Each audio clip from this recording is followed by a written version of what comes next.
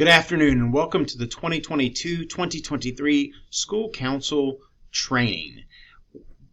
At Paul Duke STEM, we flip the training a little bit so that you as school council, we can spend a little bit more time working together to be able to leverage our meetings successfully. This training video will acclimate you with the appropriate processes and procedures for our local school council.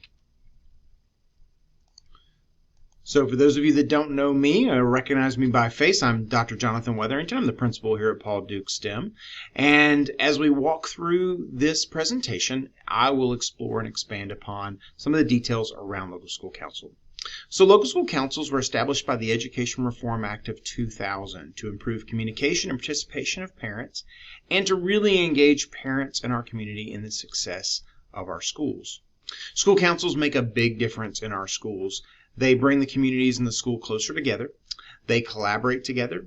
We can work together to improve academic achievement, support teachers and administrators, and bring parents into the decision-making process.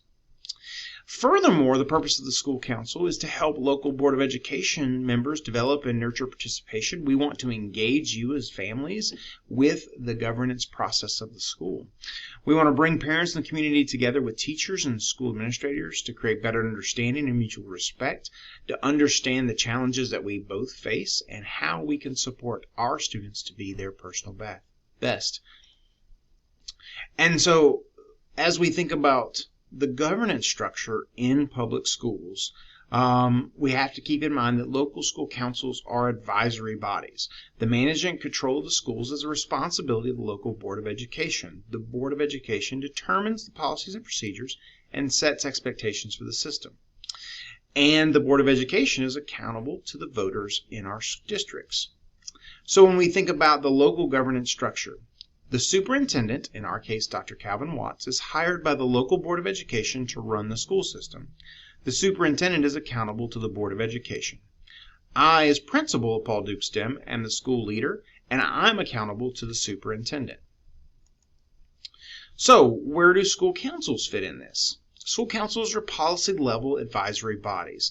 There will be times where I will bring elements or issues from the Board of Education to school council for feedback and input, and we will take that information back. Also, school councils represent the community as far as parents and business members, and school council members are accountable to the constituents that we serve.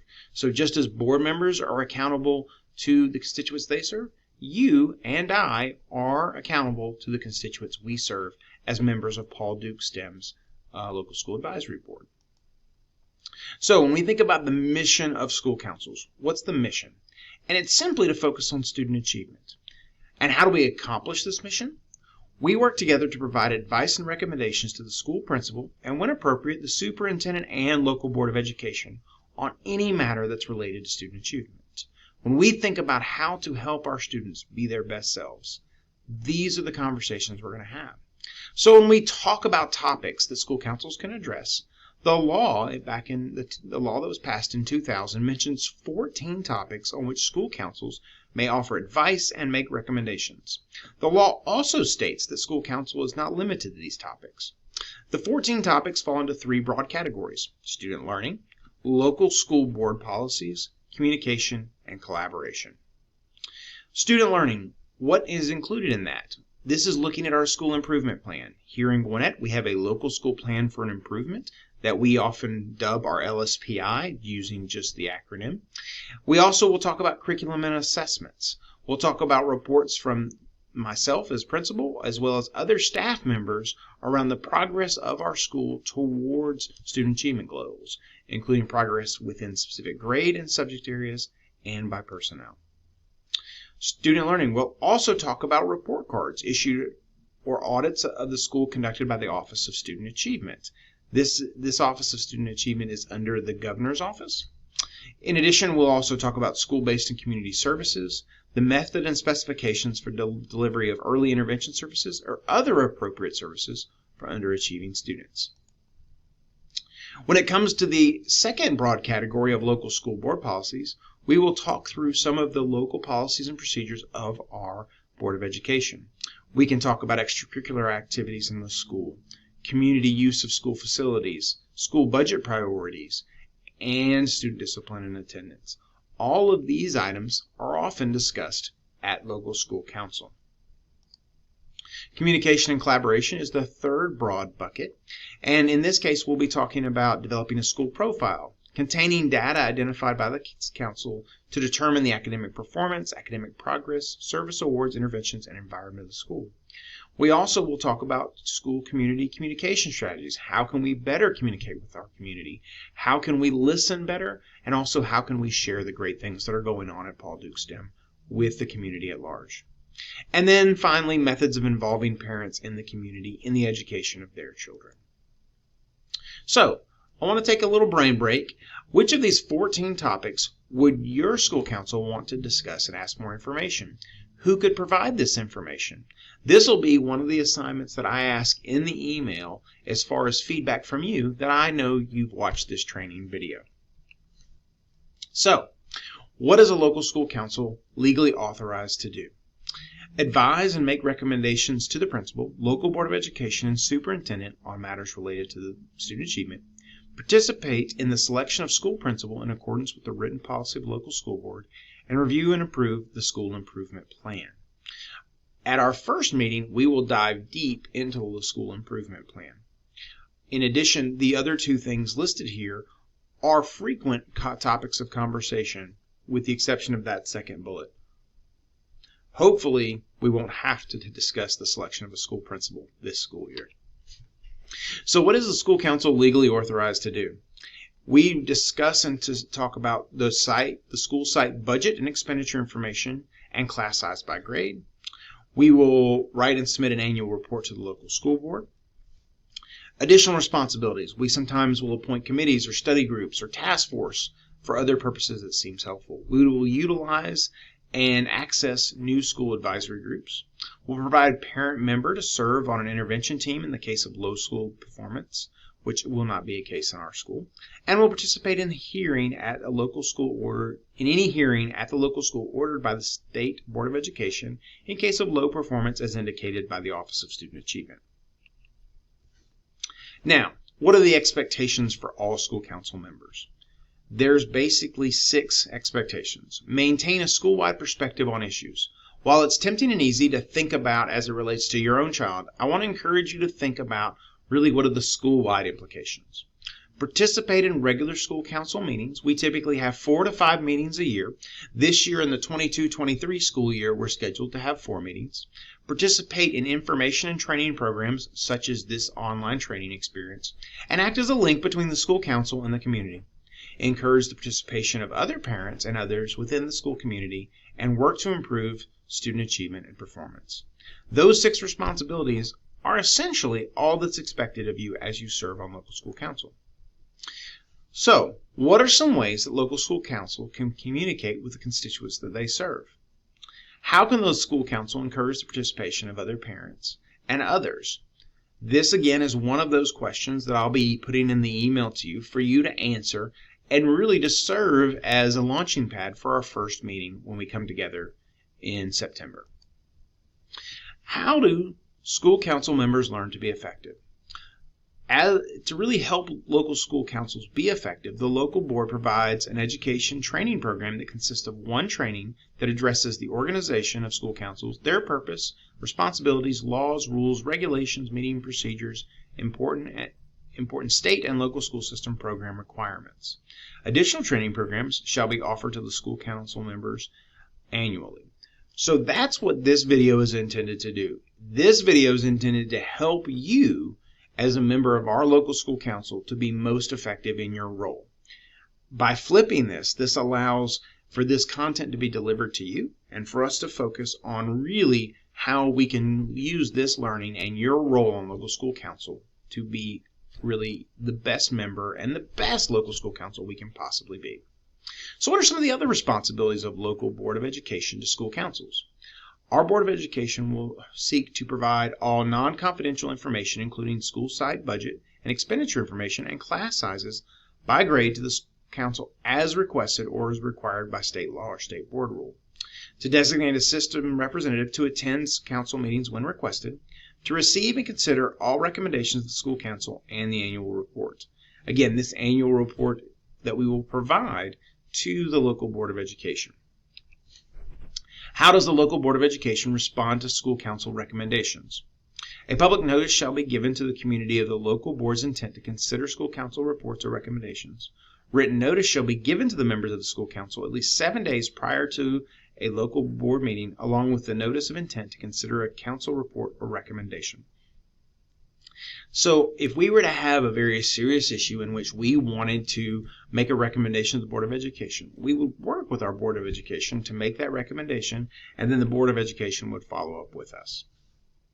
The members of the school council should be afforded an opportunity to present information in support of school council's recommendation report, and the local board shall respond to recommendations within 60 days after being notified in writing of the recommendation. So these become very important interactions between us and the Board of Education. The central administration shall be responsive to requests for information from a school council, except for information specifically made confidential by law. So if we needed additional information, or you needed additional information as a school council, we would reach out to our central administrator to get that information if I was not able to provide that, and they would provide that in all cases except when forbidden by confidentiality law. So school council membership. Who's on school council? The school principal, which is myself, and then a number of parents or guardians of students enrolled in the school, including employees who are parents or guardians of such students to make up the majority of the council. We want to ensure that the majority of our school council is always made up of parents. We also look for 2 parents who might be business persons within our community. And we also look for 2 certified teachers. And so in our school, what we do is the 2 teachers of the year serve on school council. The one that was teacher of the year last year and this year's student teacher of the year. Other people invited to serve on school council are other business people. Other members should include are dictated by our council's bylaws, but not limited to students, staff, and representatives of other school organizations. How are teachers and parents selected? The principal is to provide public notice at least 2 weeks prior to elections. The principal shall call a meeting of the electing bodies. The electing bodies for parents or guardians consist of all persons eligible to serve as the parent or guardian representative on the council. The electing body for teachers consists of all certified personnel eligible to serve on the teacher representative on the school council. So I handle this by call for nominations for parents to serve on school council. Based on the number of nominations, if the number of nominations is below the, if it's feasible for all those that are nominated to be elected, then we move forward with the election process and those individuals are elected to school council. If there are more people who want to serve on local school council than there are spots, we do a public digital election. And as for teachers, the staff in selecting Teacher of the Year also selects their representative onto local school council. So the school council shall specify in its bylaw the month in which elections are to be held and shall specify a nomination and election process, which I briefly went over and you can see in our bylaws. The officers shall be elected at the first meeting following election of council members, and that's going to be our meeting in September. So as we think about any other procedures by which we want to invite members to be members of our community, we have to specify that in our bylaws, and we may choose to have student, staff, and representatives from across our school to serve on school council. What is the term of school council? School council is a 2-year term, and our bylaws specify that exact same term. The terms must be staggered when starting as council. 1/2 of the parents and teachers will be elected for 1 year. The others will be elected for 2 years. We are now on a process where every year half of our council members turns over based upon that election cycle. A vacancy occurs when a member withdraws their name and withdraws from serving on school council by submitting a written resignation to the council. An inactive member, as defined by the bylaws of the council, is removed by the majority of vote of the council, and a member no longer meets the specified qualifications. Again, in our bylaws, we specify what it requires to be an active member. That is attendance and participation at local school council meetings. The vacancy is filled by an election that must occur within 30 days after the vacated term. The election fills an unexpired term. It does not begin a new term. And the election follows the procedures in our council bylaws. When we think about officers on school council, there is a chairperson who is a parent, a vice chairperson, a secretary, and these officers are elected at our first meeting. I would love it if some of you would begin to think about whether you'd be interested in serving as the chairperson, which helps set the agenda, the vice chair, who serves to set the agenda and carry out the meeting in the chairperson's absence, and the secretary, who records the minutes. Our officers are elected for a 1-year term. So as principal, I set the initial agenda, meeting time and location, notify all school council members of this, and then I perform all the duties required by law and bylaws of the school council. I communicate all school council requests for information and assistance to the superintendent and inform the council of responses or actions taken. So my job is to serve as a liaison between the school council and the superintendent and Board of Education as necessary. I also am responsible for developing the local school improvement plan, bringing it to you for your review, recommendations, and approval, and aid in the development of each meeting after taking into account the considerations of the team. The vice chair, in the absence or disability of the chairperson, performs the duties and exercises the powers of the chairperson and performs all other duties as required by the school council. The school council secretary shall attend all school council meetings, act as the clerk of the council, and be responsible for recording all votes and minutes of all procedures in the books to be kept for that purpose. Give or cause to be given notice of all meetings of council and perform all duties as prescribed. As I look back here, this slide should say, I'm actually looking for the chairperson. There was no chairperson responsibilities. So the chairperson is responsible for working with the principal to aid in the development of each agenda and then helping to execute and run each meeting. And so I just noticed there was no slide for the chairperson. When we do business, we have to have a quorum, which means a majority of the school council members must be present, and we must vote yes for a motion to pass. Adopting and amending the bylaws requires a 2/3 majority of the school council. So if we're going to adjust the bylaws in any way, 2/3 of the council must vote accordingly. I've also emailed you a copy of our bylaws to serve as notice of just the basic bylaw expectations that we've run over the last 4 years. So the school council adopts bylaws as it deems appropriate to conduct business. The school board of education shall make available current or model council bylaws, which they've done, and a bylaws template is available by contacting the cluster superintendent's office. The choices defined in the bylaws. School council adopts its bylaws as deemed appropriate to conduct its business. The bylaws do designate all of the things visible here: number of members, election and nominating procedures, selection for additional members, terms, month of elections, and inactive members. We must have 4 meetings a year. They must be open to the public, and we must be notified by mail at least 7 days prior to the meeting date and time and location of the meeting.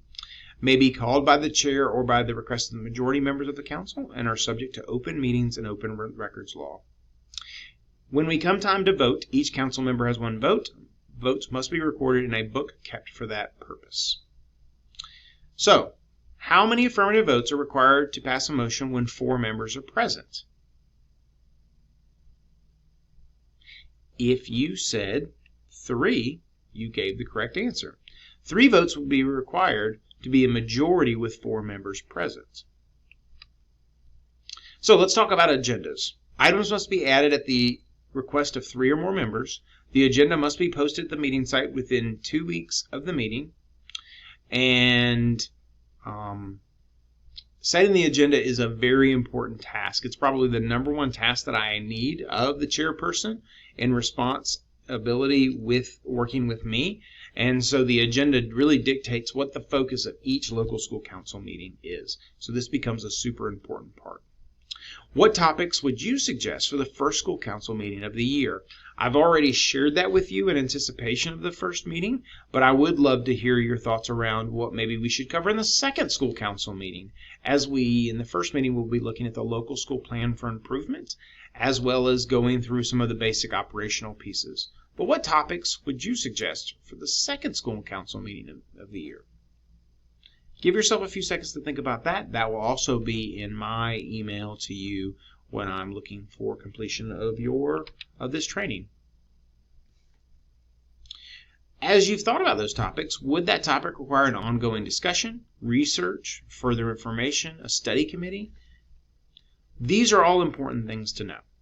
When we think about minutes for the meeting, school council secretary must make the council meetings available to the public at the school site. The school council secretary must provide a summary of the meeting, subjects acted on, and members present within 2 business days of the meeting.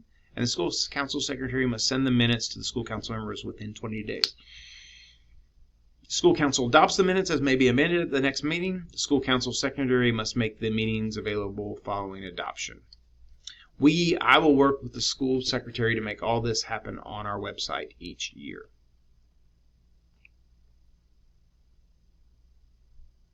And further information around minutes.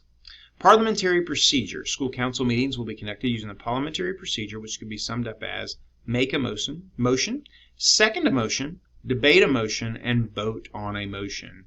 This becomes an important process that we use to pass or ratify decisions made as local school council. So, information on open meeting request. School councils are subject to the Open Meetings Act. A meeting is defined as a gathering of a quorum of the members of the school council at which any public matter, official business, or policy is discussed with official actions to be taken. All meetings are open unless specifically allowed by law to be closed, and open means open to public attendance. It does not require that the meeting be open to public participation. Therefore, as we have meetings, there may be members of our school community who are present, but they don't have the same participation rights that you do as a member of local school council.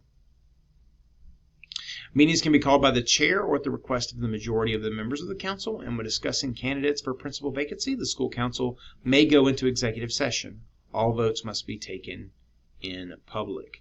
So if I was to leave Paul Duke STEM and you would be discussing with the superintendent and other members potential principal candidates, that would maybe happen behind closed doors in an executive session exclusive for school council.